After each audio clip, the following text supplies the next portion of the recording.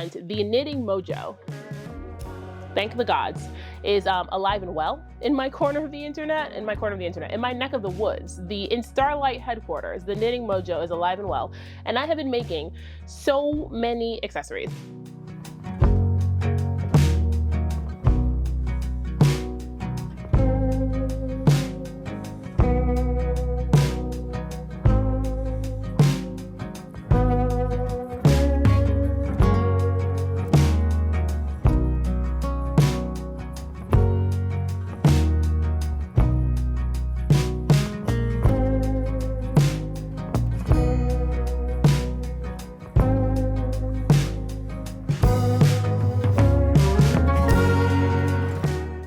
Welcome to Stitches and Starlight. My name is Tashiana, but you can call me Tashi because that's what all my friends do, and we're friends now. I'm coming to you from my home in Brooklyn that I share with my husband Joshua and the two hell kittens, actual cats, not humans, Minerva and Astoria. And this is my corner of the internet where we talk about all the things that I'm making, whether I'm knitting or spinning or sewing or potentially weaving. It is just fiber joy and wool chaos all the time. If this is your first time here, thank you so much for clicking on the thumbnail. There are a million voices vying for your attention on the internet, and you saw whatever this is and decided to give it a go, and that makes you a rad human. If you're a returning viewer, welcome back to the channel. You already know what time it is. Thanks so much for being here. Thanks for spending I think this is going up on a Sunday.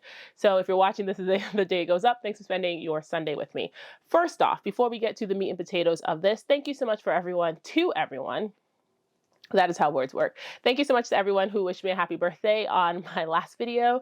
It is a joy being 35. I'm very grateful to have made it another year. I do not take birthdays for granted. I do not take it lightly. You know, not everyone gets to see 35. Not everyone gets to see their next birthday. So I am very grateful to still be topside in the land of the living and still be able to just be out here vibing and thriving and, you know, living as good a life as I can in the current state of things. I was gonna say living my best life. Am I living my best life? That is debatable. So yeah, thank you so much to everyone who said happy birthday and to all of you who sent your well wishes that way. That was very kind of you and I am very grateful. So today's episode, in theory, should be a shorter one because I have a few projects to show you and then I have some announcements to make and then I'm skedaddling. So in theory, this should be quick. Famous last words, we know, but in theory, this should be quick. So we're gonna do finished objects, no works in progress, no acquisitions, none of that stuff. We're just doing finished objects because I came home from Rhinebeck and the knitting mojo, thank the gods, is alive and well in my corner of the internet, in my neck of the woods. In Starlight headquarters, the knitting mojo is alive and well. And I have been making so many accessories. I've just been making a bunch of small projects. Sometimes you just need that, like, that quick dopamine hit of a finished object. And like, you know, sometimes you have a million sweaters on the needles and you can just pick one up and like bang it out and get it done. And sometimes you just need to make a small thing. So I've made several small things. And as it stands, all the small things I've made have either been entirely out of handspun or have used some handspun. So it feels very on brand for me. So I'm going to show you the things that I've been making recently.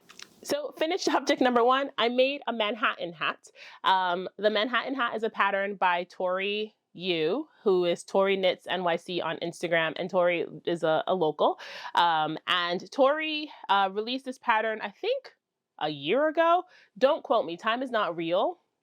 I will maintain this until the day I die. Time is not real. It is a relative wibbly wobbly soup that we are stuck in. But Tori released this some time ago, and maybe like 2 or 3 weeks. It was definitely post Rhinebeck. She had posted a version of this hat where she had so this is a 1x1 ribbed hat. But she posted a version of this hat where she knit a 2-color brioche brim and then knit the hat. And I've seen the Manhattan hat multiple times, was never really like, oh, I must make this hat. And then I saw it and I cast it on the same day. So I cast on this brioche brim hat the same day. And then knit it in a week. It was like one of the fastest things to hop on and off my needles. So for my contrast color, this is from a patchwork kit, a Hello Yarn patchwork kit. And I use like no yarn, like I literally use no yarn at all. And then my main color is from fleece. This is a CVM Shetland cross named Dixie.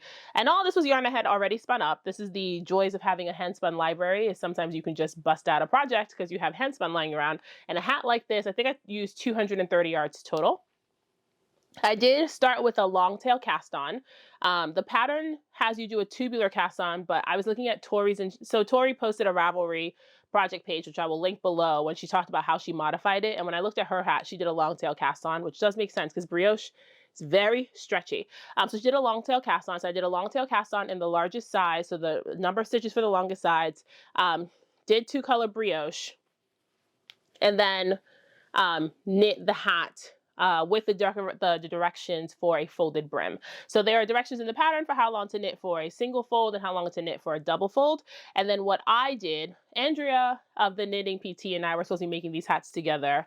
Um, we were just supposed to be making these hats together, and Andrea helped me figure out the instructions for this situation. So when you do the crown decreases, I did the crown decreases knit side out, because when I was knitting the hat, you do your brioche, right?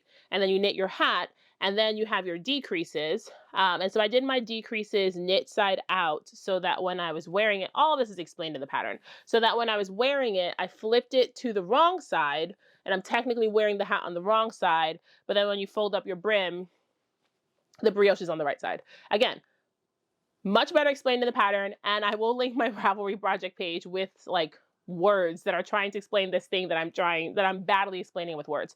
But the bottom line is the pattern does give you instructions for knitting your decreases right side out or wrong side out. And if you are doing this brioche situation where you want the brim to work, you have to do your decreases right side out, wrong side out, so that you flip it. That's it. Because you can do the decreases either knitwise or purlwise. Halfway through this, I decided to do half twisted rib. Because my 1x1 rib is kind of janky, and you can't really see where I switched it. No, you can't tell in the fabric at all. But my 1x1 rib is kind of janky, and so I switched to half twisted rib. Once I hit the place where the brim was covering it and you were actually going to see it, I switched to half twisted rib because that's a little bit tighter. And I think the fabric of the hat is much nicer. And I do like this decrease situation, and I like the decrease shaping and the detailing.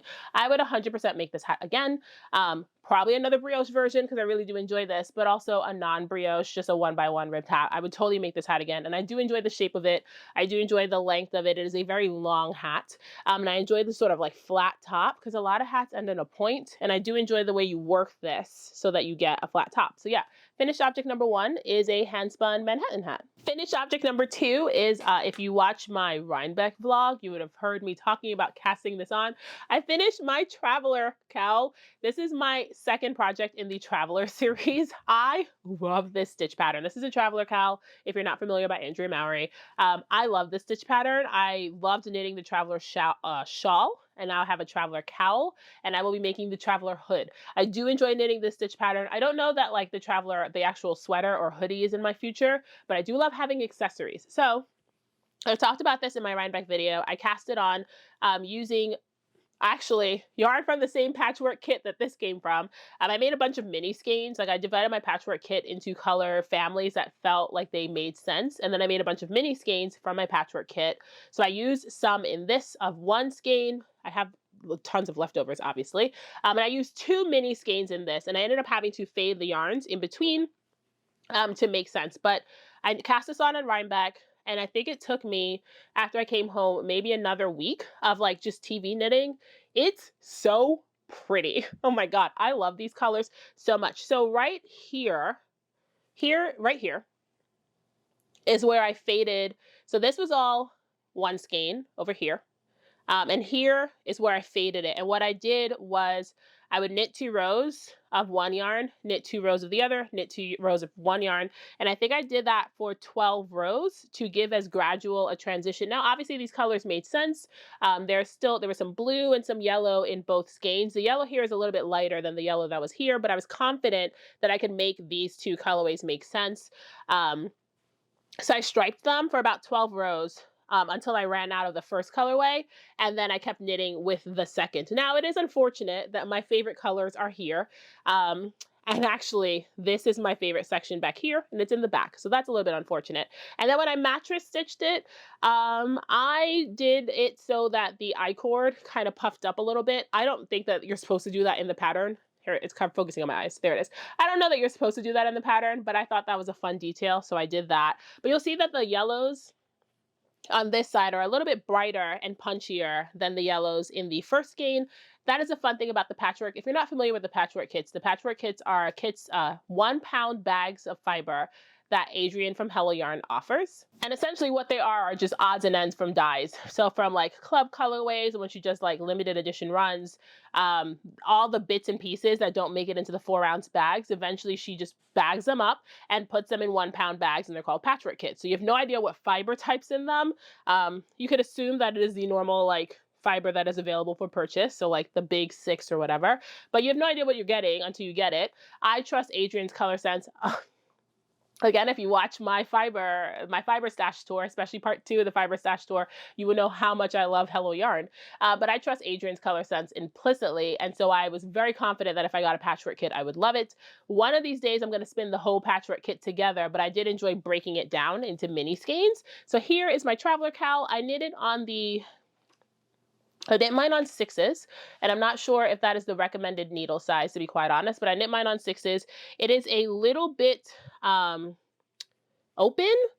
I definitely do think the pattern is also written for sport weight yarn, and my yarn was closer to fingering, so I probably should have knitted on 5s instead of 6s. Blocked out, so big. It is so much fun to wear. It is so squishy, and frankly, I like that it's a little bit more open because I do run a little bit warm, and I walk to and from work, so I don't want something super close to my neck be so thick that I like start to overheat and I get really warm. So like a lighter weight cowl is better for me anyway. But yeah, love this. Love making this. I will 100% be making more. I love this pattern. I love this stitch motif. There's not much to say besides I really, really enjoy this. So the next finished object is not one that you've seen here. I've talked about this a little bit on Instagram, but this is a test knit from my friend Sam, and this is the flannel crush cowl. It feels like the little sibling to the Grid Gambit. So if you were familiar with the Grid Gambit was, I think, Sam's first mosaic, 2-color mosaic cowl that was rightfully so super popular. I saw a million versions of it at Rhinebeck, to the point that I was upset that I did not bring my Grid Gambit to Rhinebeck because everybody had theirs on. Yeah, so it's a 2-color cowl, and Sam started designing a new mosaic motif and is releasing this one in the cowl and the shawl. I asked if I could test the cowl, and I do appreciate that this one is smaller and lighter weight. So the Grid Gambit is written for DK, which I was talking to Mia about this. The Grid Gambit was written for DK, and I knit mine in sport. And the flannel crush was written for sport, and I knit mine in fingering. I think I just enjoy being contrary. To be fair, this is a test knit, so I did get gauge, and I did block it out to the recommended dimensions, and I did everything as close to correct as I can do it. But yes, I am genuinely obsessed with this. So this is let's talk a little bit about this project, my fourth iteration, because my first idea was to do a suri for the main color and do the mosaic in color shifting yarn. And the mosaic was getting lost in the suri. The motif was completely disappearing. And I cast it on and knit a full repeat before I was just like, I don't know if I like this or hate it. And I don't want to knit the whole thing and then decide I hate it. So I ripped it out. And then I cast on again with that same color shifting yarn and a different main color. And I didn't like that, so I ripped it out. And then I switched to this color shifting yarn, and I was doing it with like a really stark gray, and it felt too high contrast for what I wanted. And then I was like, what if I just do something completely different and knit it in yellow? Like, I'm knitting yellow in the winter. And part of what spurred on knitting it in yellow was I liked this yellow brim so much that I was just like, oh, what if I make a yellow accessory? Now, obviously, they're not the same, but I could wear them together. Like, I could wear them together and they would look like they made sense. I'm going to hold this closer so you can see it. So this is the flannel crush motif. So very similar to the traveler cowl that I just showed you and the Grid Gambit. It is a 2-color mosaic repeat, really easy to remember. And I used BFL, dyed by Three Waters Farm, in the color Snorkeling for my contrast color. When I seamed up the back, I saw Jackie at What Jackie Is Making did this for her traveler, and I really liked it. So I left the back a little bit open to have a little bit more breathing room on my neck. And originally I did seam it the entire way, but because the neck opening on this is 18 inches, it is lightweight, but it was too close to my skin. It was making me a little bit, sensory processing, ADHD, fun, neurodivergent brains, blah, blah, blah.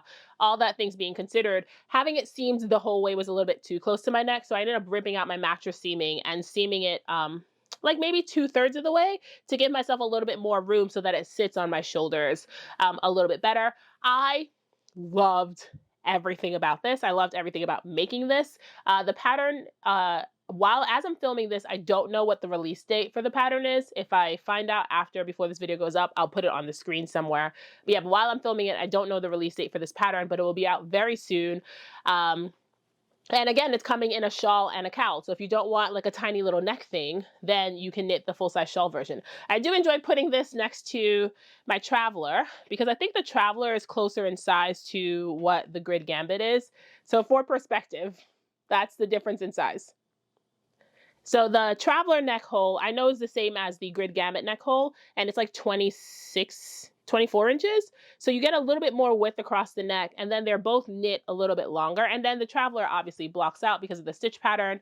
But I do like that Sam released this in an intentionally smaller size at a lighter weight yarn, so that if you don't want the large, like how large, and with DK weight yarn, because it's mosaic, so you're holding two yarns, how like sort of heavy that can feel at different times of the year, like maybe during the spring or summer, you want a lighter weight cowl, the flannel crush is the way to go. And also, again, if you run a little bit warmer than me, I mean, warm like me, you might want a lighter weight accessory.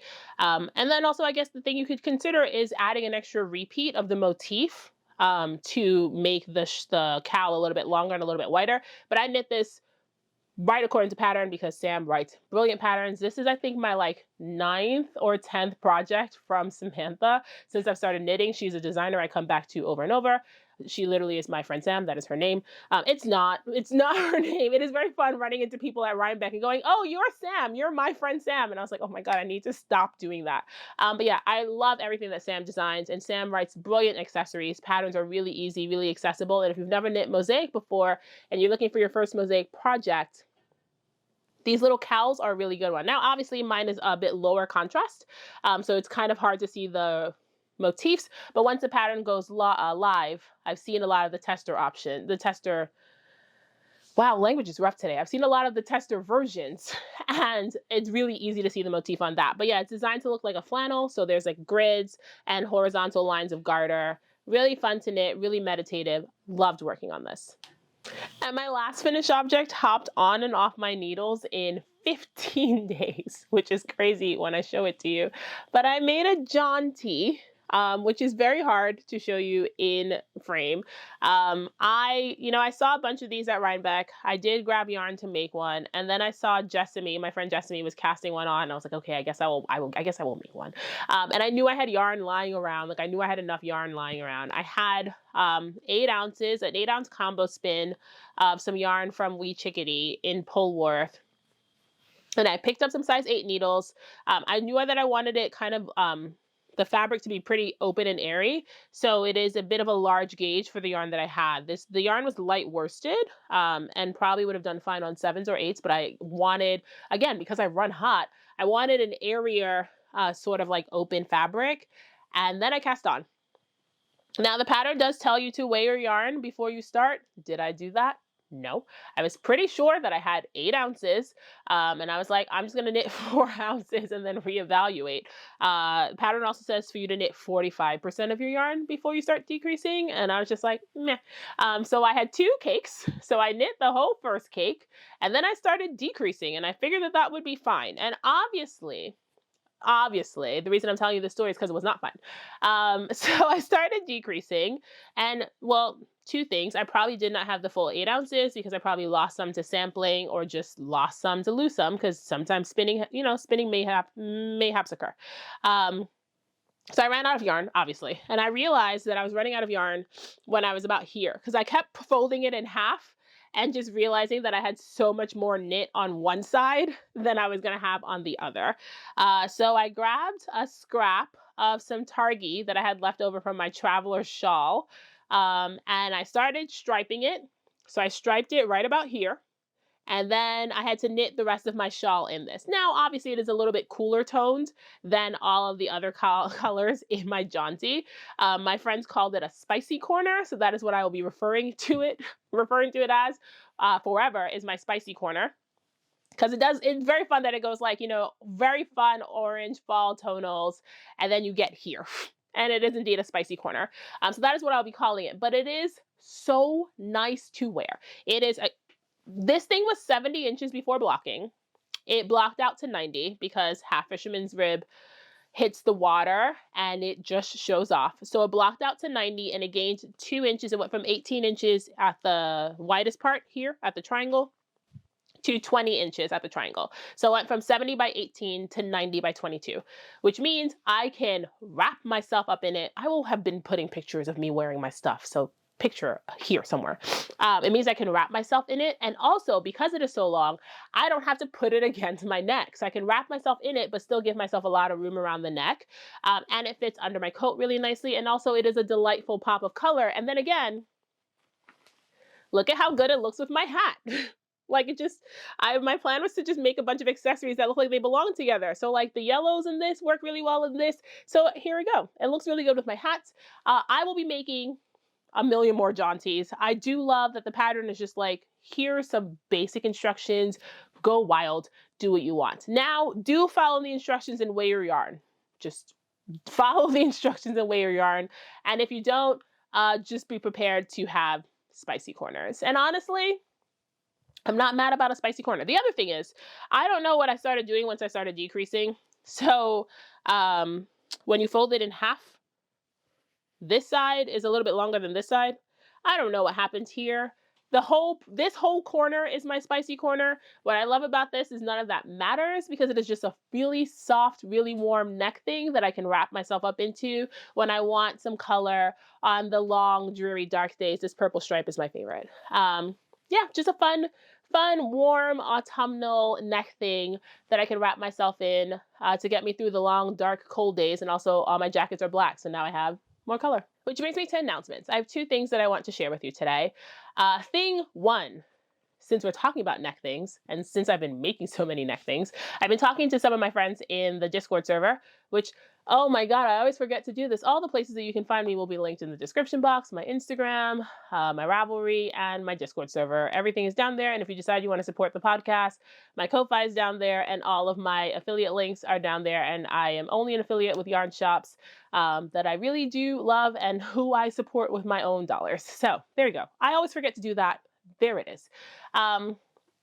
I was talking to some of my friends in the Discord server and everyone was like, we also should make neck things. And I was like, what if we did a make along? And they were like, rad. And then I was like, what if we call it a fun thing? And I was just been calling it a neck thing make along. And they were like, no, we're calling it that. So we're doing a neck thing make along. The neck thing make along starts November 30th and it goes 2 months. And all you have to do, should you decide you want to join, is make a neck thing. So make a cowl, make a scarf, make a shawl, make one of those collar dicky things, make a neck thing over the next 2 months. We're casting on after American Thanksgiving, which is why I said November 30th, because that is the Saturday after American Thanksgiving. A lot of people will be home for a longish weekend. So pick something really soft, really decadent, really warm, and work on it so that you have it right when winter like really ramps up and shows up to ruin our days. Because everything I've read about the forecast in New York City says that this might be one of the coldest and one of the snowiest winters that we've had in a very long time. So I will need neck things. And again, because I'm walking to work, I do enjoy a thing that I can tie up around my neck and then immediately remove when I get overheated. So I will show you my plans for the projects that I plan on making during the neck thing cowl. And I know I just said cowl and I meant make along. I'm really bad at using the right words, but crocheters are obviously welcome. Anybody, if you want to like sew a neck thing, sew a neck thing. If you want to weave a neck thing, weave a neck thing. If you want to crochet a neck thing, do that. I will be knitting. So I am, of course, both of my projects are handspun because I am nothing if not always on brand. So project number 1, I shared this in my fall winter making plans video, is I plan on casting on the Quaking Aspen shawl. And this is my yarn. And again, if you watch that video, you'll have seen that. If you haven't watched that video, I think that video is delightful. And I've already cast on 2 of the projects that I mentioned there. So I'm sticking to my plans. I've also already made plans to cast on 2 more projects that were not mentioned there. So I'm not sticking to my plans that way. And I'm casting on a 3rd project that is on the make along. The bottom line is I'm making the things. So if you watch that, you will have seen this yarn already. This is Legion, and Legion was my birthday gift from my friend Melody last year, and I promised myself that by my birthday this year, I was going to be doing something with Legion. Well, now Legion is going to be around my neck. Legion is a Romney lamb cared for at Ironwater Ranch, and Melody gave me 8 ounces of his fleece, washed, beautifully scoured, and this is the yarn that I made. And I have 640 yards, 195 grams. So like a soft, heavy DK, light worsted yarn. The pattern is written for worsted weight. Again, I don't care if my gauge ends up super airy because 1, it's a shawl, and 2, I like space around my neck. So this is going to be the first thing that I cast on, a really lightweight, lacy, gauzy shawl. And the second thing that I make is going to be the opposite of that. So this is, one of my favorite things to do is to take carding waste after I have a fair bit of it and just make a bat with it. So this is carding waste from a sheep named Charles. Charles is a CVM at Greene County Wool. And I took some carding waste. No, this is combing waste. I took Charles' combing waste and I mixed it with alpaca and sari silk and got this like really textured bat and then spun and really an intentionally textured yarn. So here's the yarn. So you can see the yarn's kind of nubbly, kind of uneven. Just really, I really went for it. I also wanted an Aran weight yarn, and I rarely spin heavier than DK, but I spun like a really chunky single, and then I chain plied it. And I have 253 yards with 123 grams out of this skein, and I'm going to turn this into the hyssop cowl. Again, I'm assuming that I'll have been putting pictures up here, but I'm going to turn it into hyssop cowl because it is a single skein project. Hold the phone. I want to make sure I'm saying the right thing. So the hyssop cowl is by Layla Raven, and it's written to use piece fleece worsted, which again, I think is Aran weight, not worsted. And this is very similar in terms of like wraps per inch to piece fleece worsted. And you need 200 yards, size 10 needles. And so I have 253. So I should have more than enough, even assuming that my gauge is tighter or my rows are a little bit shorter. But I love the texture in this. It also feels like it's going to be a cowl that comes up a little bit higher. It is giving very like dune vibes. And I think this gray yarn under my black coat will be like a really nice mix. And also, this is super soft, which I think would be perfect to wear next to skin. So those are going to be the 2 projects that I make during my make along. Here's where you come in. Again, if you want to join us, you cast on November 30th, or whips are welcome. You don't have to cast on something new, but you pick up a project between November 30th and January 30th, and you make a neck thing. The hashtag is literally we make neck things. It is the silliest hashtag, but I'm leaning in because I do enjoy how silly it is, and I do enjoy how silly everyone else thought it was. I have now added a letterboard to the back of my videos, and then I realized that my depth of field means you can't see it, but it does say we make neck things on it. Because that is like essentially the vibe of the video. But yeah, if you want to join us, that's what we're doing. I will, I think it'll be fun because we'll be ending in the depths of winter. We could probably have something to look forward to.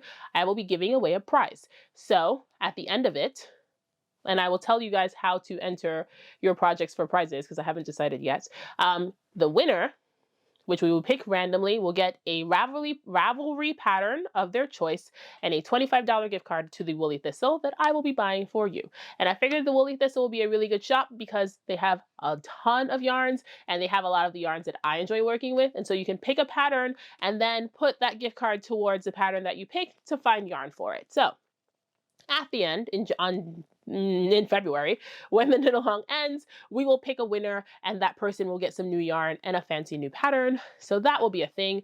The make along will obviously be in my Discord server because that's where I'll be hanging out, but it'll also be on Instagram because those are the only 2 places that I remember to check on a regular basis. And again, if you want to like follow along, you just use the hashtag we make neck things. Announcement number 2 is that I will be attempting to do Vlogmas again this year, but I will not be vlogging. We're going back to the way I did it the first year where I just do sit and spins.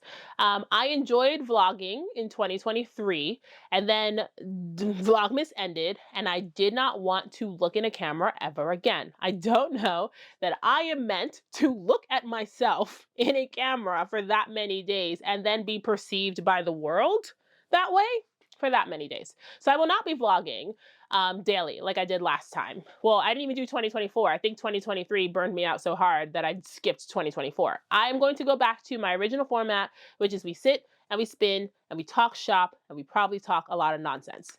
This is where you come in.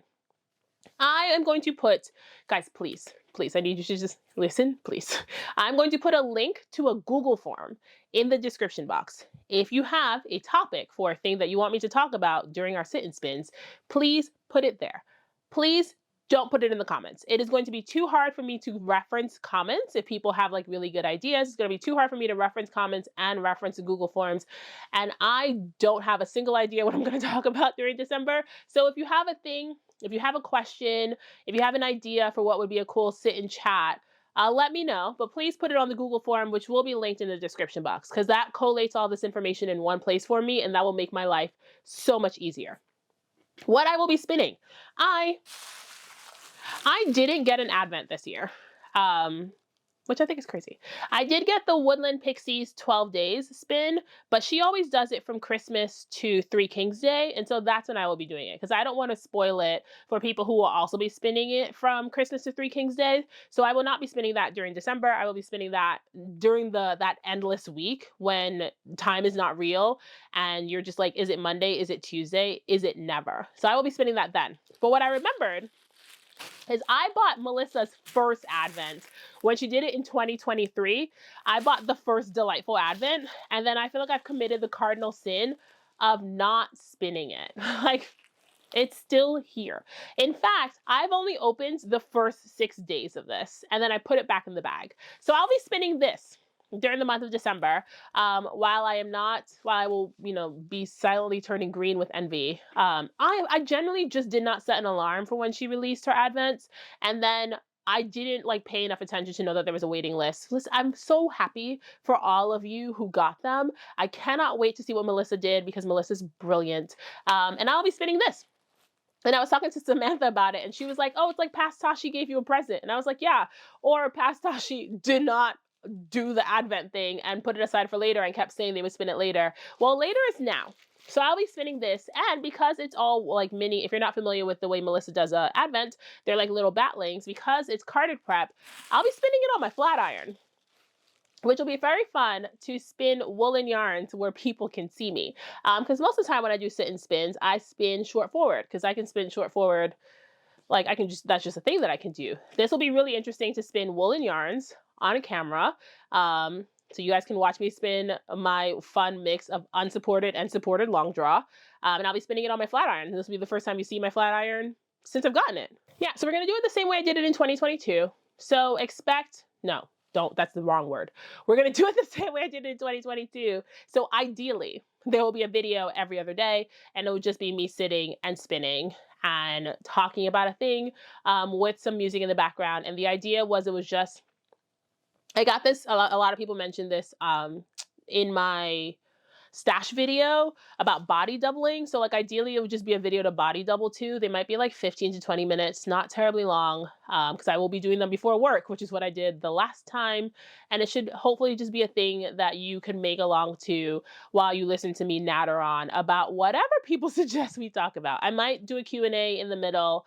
We'll see what people suggest. We'll see what I come up with. But yeah, so if you have a topic idea, please put it in the Google form, because if we get more than 12, I will save them for the rest of the year, and we could just keep doing these during the rest of the year. So I think that's all I had to talk to you about today. The plan was for this to be a shorter episode. I think I did it. I think I got everything out that I wanted to say. I think I got my 2 announcements out. Again, thank you again for the warm wishes on my birthday. I really appreciate that. I do hope you join us for the We Make Neck Things make along. I think it would just be a really cool thing to just have a soft thing on your needles as the days get longer. Well, no, as the nights get longer and the days get colder. We are approaching midwinter, and midwinter, the winter solstice, is my favorite day of the year. So as much as it's hard to like have the sun go down at 4 and be in what feels like endless dark, physically and metaphorically, because if you know, you know. I think having a soft and soothing like neck thing on your needles, and a thing that will keep you actually warm, might be a way to help make some sense of the reality that we live in. So there's that. And again, if you have a Vlogmas topic, leave it at the Google form. But yeah, I think that's it. I love you. Go make something fun today.